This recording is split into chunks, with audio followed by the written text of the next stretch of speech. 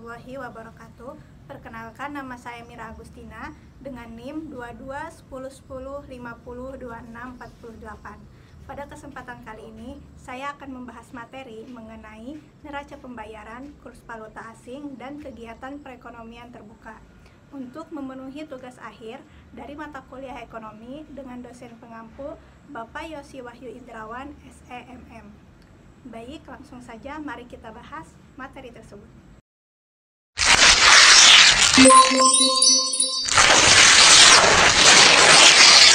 Neraca pembayaran. Neraca pembayaran merupakan suatu pencatatan keuangan yang dilakukan untuk menunjukkan transaksi perdagangan dan aliran dana yang dilakukan oleh satu negara dengan negara lain dalam waktu 1 tahun tertentu.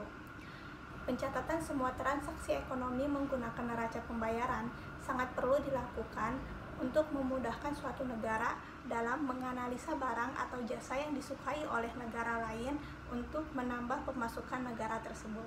Di Indonesia, transaksi neraca pembayaran dikelompokkan menjadi 3, diantaranya yaitu transaksi berjalan, transaksi modal, dan transaksi finansial. Setiap transaksi memiliki peranannya masing-masing. Lalu, apa saja peranannya? Mari kita simak. Yang pertama yaitu transaksi berjalan. Transaksi berjalan merupakan transaksi yang berkaitan dengan ekspor dan impor berupa barang dan jasa dalam kurun waktu 1 tahun.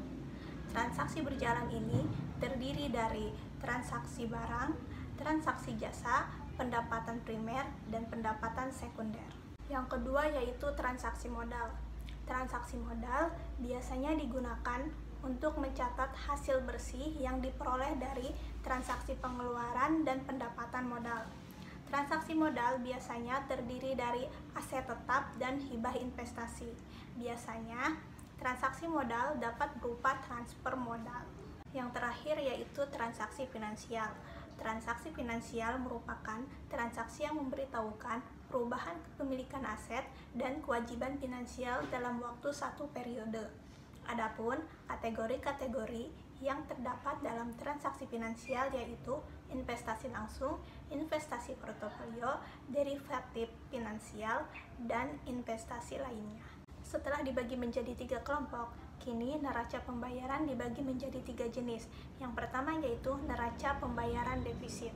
Neraca pembayaran defisit merupakan neraca yang menandakan bahwa nilai impor lebih besar daripada nilai ekspor. Jika suatu negara terus-menerus mengalami defisit, maka sektor keuangan akan berjalan lambat dan pertumbuhan perekonomian akan melemah. Yang kedua yaitu ada neraca pembayaran surplus. Neraca pembayaran surplus merupakan neraca yang menandakan transaksi debit atau jumlah yang harus dibayar ke luar negeri lebih sedikit daripada penerimaan dari luar negeri. Atau singkatnya, neraca pembayaran surplus ini merupakan pemasukan lebih besar daripada pengeluaran ke luar negeri. Yang ketiga yaitu neraca pembayaran seimbang. Neraca pembayaran seimbang merupakan neraca yang menandakan bahwa adanya transaksi pengeluaran ke luar negeri jumlahnya sama besar dengan penerimaan dari luar negeri. Jika suatu negara ingin menambah pendapatan yang lebih besar, maka negara tersebut harus menurunkan impor serta harus menaikkan ekspor. Selain itu, di dalam neraca pembayaran juga terdapat 5 komponen yang membangun. Komponen yang pertama yaitu neraca perdagangan. Neraca perdagangan merupakan sebuah data yang membandingkan antara nilai ekspor dengan nilai impor suatu negara dalam kurun waktu 1 periode. Yang kedua ada neraca lalu lintas modal. Neraca lalu lintas modal merupakan suatu pencatatan yang ada di dalam neraca, di mana pencatatan ini yaitu mencatat setiap transaksi peminjaman dari negara lain. Selain itu, pencatatan ini juga mencatat apa yang diberikan atau kredit apa yang diberikan kepada negara lain. Yang ketiga yaitu neraca lalu lintas moneter. Neraca lalu lintas moneter merupakan neraca yang mencatat tentang perubahan dan pertumbuhan cadangan devisa pada suatu negara dalam kurun waktu 1 periode. Yang keempat yaitu neraca hasil modal. Neraca hasil modal merupakan neraca yang mencatat suatu pembayaran dan penerimaan dividen, berbagai hadiah yang diberikan oleh negara lain, serta bunga dan gaji dari tenaga asing. Yang terakhir yaitu neraca jasa. Neraca jasa merupakan neraca yang mencatat tentang transaksi jasa yang dilakukan oleh satu negara dan diterima oleh negara lain dalam waktu satu periode. Dari penjelasan tadi, neraca pembayaran memiliki beberapa fungsi, diantaranya yaitu yang pertama, sebagai bahan pertimbangan pemerintah untuk melakukan transaksi dengan negara lain. Yang kedua yaitu sebagai bahan pertimbangan pemerintah dalam menentukan kebijakan fiskal dan moneter yang telah ditentukan oleh negara tersebut. Yang ketiga yaitu sebagai bahan pertimbangan pemerintah dalam melihat hubungannya dengan negara lain mengenai perekonomian dengan pendapatan nasional yang telah dimilikinya. Yang keempat yaitu sebagai bahan pertimbangan pemerintah dalam menentukan politik ekonomi dengan perdagangan internasional. Itulah tadi pemaparan materi mengenai neraca pembayaran. Mari kita lanjut ke materi berikutnya.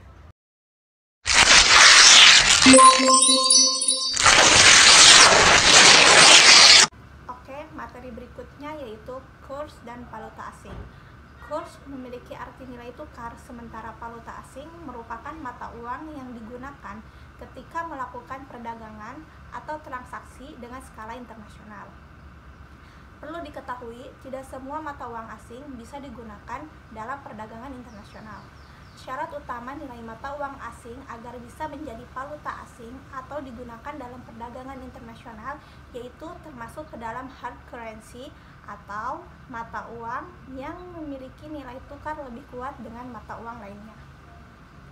Dalam penggunaannya, valuta asing tentu saja akan berhubungan dengan kurs atau biasa disebut dengan kurs valuta asing. Kurs valuta asing memiliki definisi perbandingan nilai mata uang luar negeri dengan mata uang dalam negeri. Secara umum, sebagai penggunaannya, kurs valuta asing memiliki 4 fungsi. Fungsi yang pertama yaitu sebagai alat transaksi berskala internasional. Sebagai alat transaksi internasional, kurs valuta asing menjadi pembayaran yang sah dan diakui oleh semua negara. Selain menjadi transaksi perdagangan, kurs valuta asing juga bisa digunakan untuk membayar hutang suatu negara dengan negara lain. Fungsi yang kedua yaitu sebagai alat tukar berskala internasional. Tidak hanya terbatas pada perdagangan, kurs valuta asing juga bisa digunakan untuk melakukan pembayaran jasa. Maka, pada setiap transaksi jasa antar negara, pembayarannya yaitu menggunakan valuta asing. Fungsi yang ketiga yaitu mengendalikan kurs mata uang. Mata uang yang nilainya terlalu sering naik turun dengan rentang yang jauh, maka akan mengakibatkan perekonomian suatu negara goyah dan tidak stabil. Maka, disinilah pemerintah menggunakan kurs valuta asing untuk mengendalikan kurs mata uang agar tetap stabil. Fungsi yang keempat yaitu untuk mempermudah perdagangan antar negara. Dalam perdagangan internasional, valuta asing merupakan mata uang yang sudah diakui oleh seluruh negara, sehingga persamaan penggunaan mata uang akan mempermudah dan memperlancar perdagangan antara negara satu dengan negara lain. Itulah keempat fungsi valuta asing. Dan jika kamu mencari valuta asing, penggunaannya dalam pasar valuta asing, maka valuta asing yang digunakan yaitu memiliki 2 jenis. Jenis yang pertama yaitu valuta asing fisik. Pada jenis ini, uang yang digunakan yaitu uang dalam arti dan bentuk yang sebenarnya atau yang kita ketahui adalah uang kartal. Jadi, dalam artian pada transaksi ini, uang yang digunakan yaitu uang dalam bentuk fisik atau uang kertas maupun logam. Dan jenis yang kedua yaitu merupakan valuta asing non-fisik. Pada jenis ini, transaksi tidak lagi menggunakan uang fisik, melainkan menggunakan surat berharga. Biasanya, pada transaksi ini menggunakan cek, wesel, atau surat berharga lainnya yang dapat menggantikan uang. Dalam pengaplikasiannya, kurs valuta asing terbagi ke dalam 3 sistem. Sistem yang pertama yaitu kurs tetap, yang kedua yaitu kurs mengambang, dan yang ketiga yaitu kurs mengambang terkendali. Apa saja ketiga sistem ini? Mari kita bahas. Sistem kurs tetap atau yang biasa disebut dengan fixed exchange rate. Pada sistem ini, nilai tukar mata uang akan bersifat tetap. Nilai tukar mata uang ini akan mengikuti aturan yang dibuat oleh bank sentral. Sistem yang kedua yaitu sistem kurs mengambang atau floating exchange rate, atau bahkan orang-orang sering menyebutnya dengan kurs bebas. Pada sistem ini, nilai tukar mata uang akan terus berubah. Nilai tukar mata uang ini akan sangat dipengaruhi oleh pengaruh pasar valuta asing, sehingga nantinya permintaan dan penawaran yang dilakukan pada nilai tukar mata uang akan menentukan nilai tukar mata uang tersebut. Sistem yang ketiga yaitu kurs mengambang terkendali. Pada sistem ini, pemerintah melalui bank sentral dan juga pasar valuta asing sama-sama memiliki hak dan kemampuan untuk menentukan nilai tukar mata uang valuta asing. Mekanisme menentukan nilai tukar ini memang diserahkan kepada pasar. Namun, setiap pergerakan tersebut akan selalu dikontrol oleh pemerintah, tujuannya untuk menghindari kenaikan dan penurunan yang terlalu ekstrim. Selain masalah pengertian valuta asing, kita juga perlu memahami perhitungan kurs valuta asing. Perhitungan inilah yang nantinya akan menentukan nilai mata uang asing dengan nilai mata uang dalam negeri, ataupun sebaliknya. Namun, sebelum memahami perhitungan, ada baiknya kita juga memahami terlebih dahulu jenis kurs valuta asing yang ada di pasar valuta asing. Di antaranya yaitu kurs jual dan kurs beli. Kurs jual adalah harga mata uang valuta asing yang digunakan oleh bank atau money changer ketika ingin menjual valuta asing kepada kita.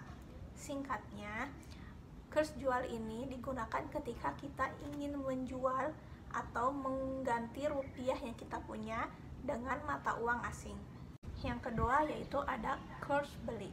Kurs beli merupakan nilai yang digunakan oleh bank atau money changer ketika ingin membeli mata uang asing dari kita. Singkatnya, kurs beli ini adalah ketika kita mempunyai mata uang asing dan kita ingin menukarnya dengan rupiah. Mana perhitungannya? Berikut perhitungannya. Misal, bila kita ingin pergi ke Amerika Serikat, maka kita akan membutuhkan dolar Amerika Serikat. Sementara pada waktu itu, kita memiliki uang rupiah senilai 280 juta rupiah. Maka, kita harus menukar rupiah tersebut ke dolar Amerika Serikat. Pada saat itu, nilai harga jual ke dolar sekitar 14.000 rupiah, sementara nilai harga beli sekitar 13.000 rupiah per dolar Amerika Serikat. Pada kasus ini, kita akan menggunakan kurs jual. Maka perhitungannya yaitu 280 juta dibagi 14.000 sama dengan 20.000 dolar. Maka nilai uang yang kita miliki dari rupiah sekitar 280 juta, jika ditukar ke dalam dolar, maka kita akan mendapatkan dolar senilai 20.000 dolar. Contoh perhitungan yang berikutnya itu kurs beli. Misal, ketika di Amerika Serikat kita menghabiskan 11 dolar dari 20 dolar tersebut, maka sisanya yaitu sekitar 9 dolar. 9 dolar itu ingin kita tukar ke dalam bentuk rupiah. Jika kurs yang masih berlaku nilainya sama, maka kurs yang kita gunakan yaitu kurs beli. Dari sini, kita akan menggunakan kurs beli yang seharga 13.000. Dari 9.000 dolar Amerika Serikat dikalikan dengan 13.000 rupiah, maka uang yang kita miliki dalam rupiah yaitu sekitar 117 juta rupiah. Itulah tadi pemaparan mengenai materi kurs valuta asing. Mari kita lanjut ke materi berikutnya.